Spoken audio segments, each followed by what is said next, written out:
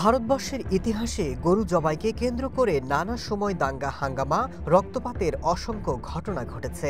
তবে এবার শিক্ষা প্রতিষ্ঠানগুলোতেও এই উগ্র হিন্দুত্ববাদের শিকড় ধীরে ধীরে গেড়ে বসছে।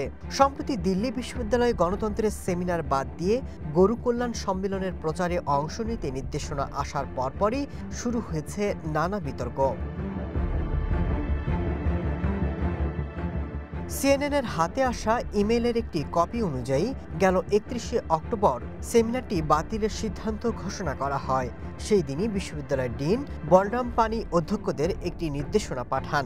এতে শিক্ষার্থী এবং অনুষদের সদস্যদের ন্যাশনাল গোধন সামিটে যোগ দিতে উৎসাহিত করা হয়। দেশটির মুক্ত চিন্তার কেন্দ্র হিসেবে দীর্ঘকাল ধরে পরিচিত দিল্লি বিশ্ববিদ্যালয় গরু কল্যাণ সম্মেলনের এমন ঘটনার পর অধ্যাপক এবং শিক্ষার্থীরা বলছেন, এই নির্দেশনা মোদী সরকারের পক্ষ থেকে চাপ সৃষ্টির একটি উদাহরণ।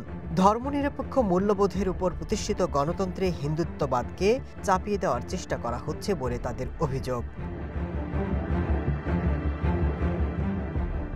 গরুকে একটি ধর্মীয় প্রতীক থেকে জাতীয় গর্বের হিসেবে তুলে ধরে নানা প্রচারণা চালায় বিজেপি সরকার। হিন্দুদের কাছে গরুকে পবিত্র হিসেবে গণ্য করা হলেও সমালোচকদের দাবি, প্রধানমন্ত্রী নরেন্দ্র মোদীর পার্টি বিজেপি তাদের হিন্দু জাতীয়তাবাদী এজেন্ডাকে এগিয়ে নিতে গরু ভক্তিকে রাজনৈতিক হাতিয়ার হিসেবে ব্যবহার করছেন।